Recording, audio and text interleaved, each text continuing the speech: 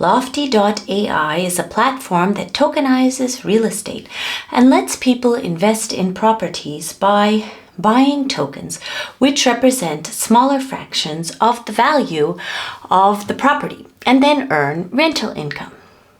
It maintains all of the ownership records on the blockchain, and it's built on Algorand. Its founder, Jerry Chu, told me that they chose Algorand because they needed a chain that was fast, had super low gas fees, and was not likely to ever undergo forking. This is because Lofty.ai's aim is to make buying and selling equity in real estate to be instantaneous. Their users are not crypto natives for the most part, so asking such people to pay gas fees would not really work out so well. So Lofty knew that they would need to be subsidizing these gas fees, so a chain like Algorand with low fees was necessary. And of course, since they keep ownership records on the blockchain, they can't have it forking. In fact, I first stumbled across Lofty.ai on Twitter when I was researching into Algorand for a client of mine.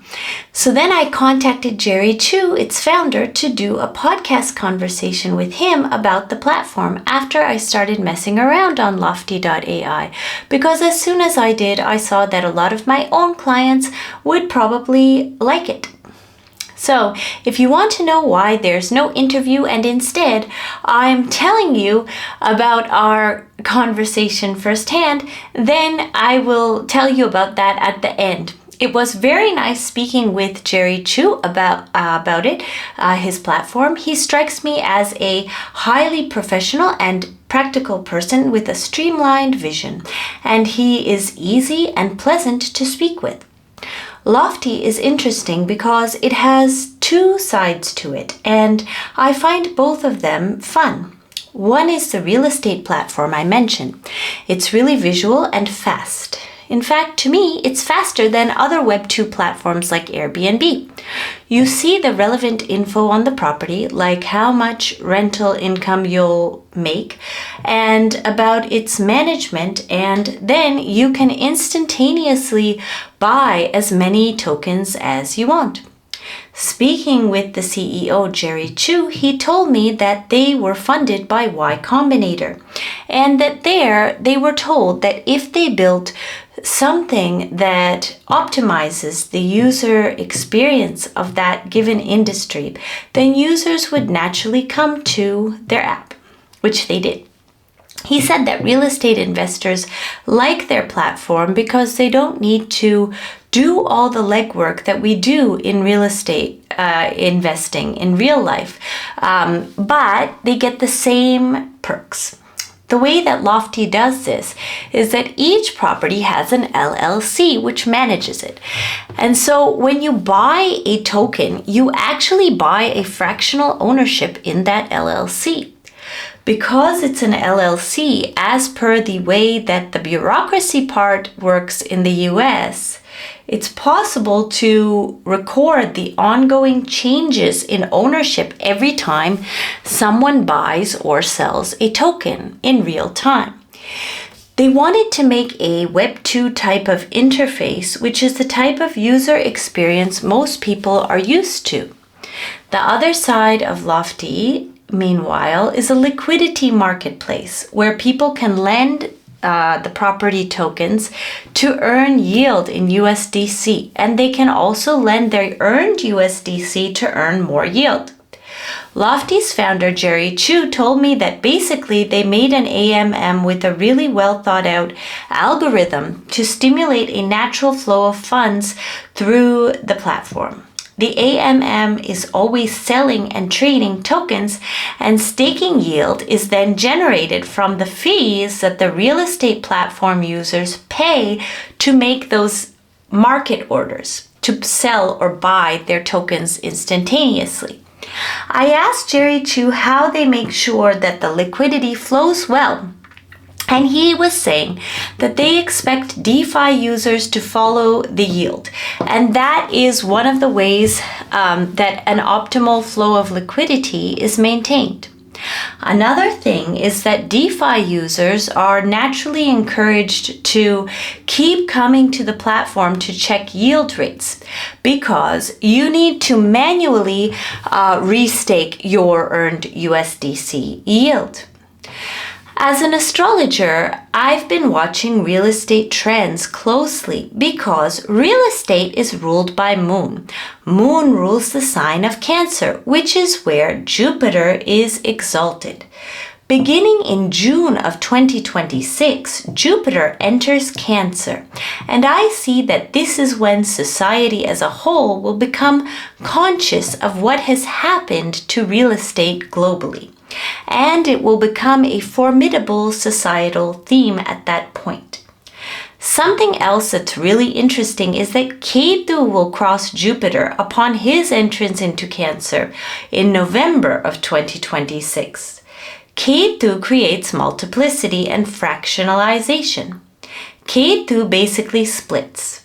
I have actually spoken a bit already about what I see for real estate in relation to crypto. But basically, as an astrologer, what interests me about Lofty is that it's doing something with real estate that I see will become a larger theme in 2026, but people don't realize it yet. So because of that, I asked Jerry Chu, its founder, whether they were planning on offering properties outside the USA. Right now, most people from most countries worldwide can invest in properties on Lofty, but all of the properties are located within the United States. This is because the US itself lets people from other countries invest in US real estate as long as they aren't from a United States sanctioned country.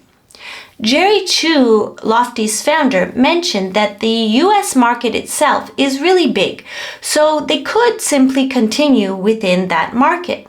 For example, they don't yet even have properties in all the 50 states of the US. He said that the US is also ideal because their laws regarding the bureaucratic processes for real estate ownership and investment are very well defined. But while it is not their focus right now, entering into other non-US markets isn't something he rules out. But those places would need to have very well-defined, steady and predictable rules, the way that the United States does. Although this was not my intention with this podcast episode, I am going to give you my Lofty.ai referral link, which I believe will give you $50 to invest in property tokens. This is not investment advice at all whatsoever, but I am having fun with Lofty, and if you join with my referral code, then I can have more fun. Anyway, other than that, sometimes some of you ask me to predict real estate, and I would say that this is an important trend to be aware of. And the other thing that I say is that the international aspect of real estate ownership is also a paradigm that will be really important starting in mid-2026. If you look at the landscape right now, you may notice that I speak a lot about Bitcoin miners looking for land in foreign jurisdictions worldwide. And I have also spoken about how I see that miners are going to diversify in a unique and unexpected way into real estate. And that something interesting with fractionalizing properties or maybe fractionalizing mining pools will be happening there. I'm not sure whether that will be related to the current moment that commercial real estate is experiencing or if it's something else. And then there's the network states concept that Balaji Srinivasan created, which is kind of related to fractionalized real estate in a way. So those are the themes that I see as actually already transforming civilization without the general population necessarily realizing it at a conscious level. So that's why when I came across Lofty, I wanted to get more into it and tell you about it. There are other similar platforms, I think, but this one design-wise is really nice and really experiential. And anyway, the reason I didn't upload my interview with Jerry Chu is that my Zoom file didn't download onto my computer when we had our interview. I don't know if that was a ditzy mistake on my part, but maybe not, because another weird thing that happened is the first time we were supposed to have an interview, right as I signed on, the electricity in my entire house just went out at that exact moment. And it was funny, this was a few weeks ago now, actually, but at that same moment that my electricity went out, which was when I was literally signing on to talk with him the first time, the Bitcoin and Ether prices also started plummeting at that very moment. And I tweeted about it, but I think this was several weeks ago now, actually, possibly, yeah, even a month ago. No, sorry, it wasn't a month ago, but it was like in mid-June, I think. So anyway, that's why I didn't. And then the second time, the Zoom, the file didn't get onto my computer. So, but I got a good vibe speaking with him, and I really appreciated talking to him. And yeah, I wish you could have seen the interview, because he explains things very clearly, and I really.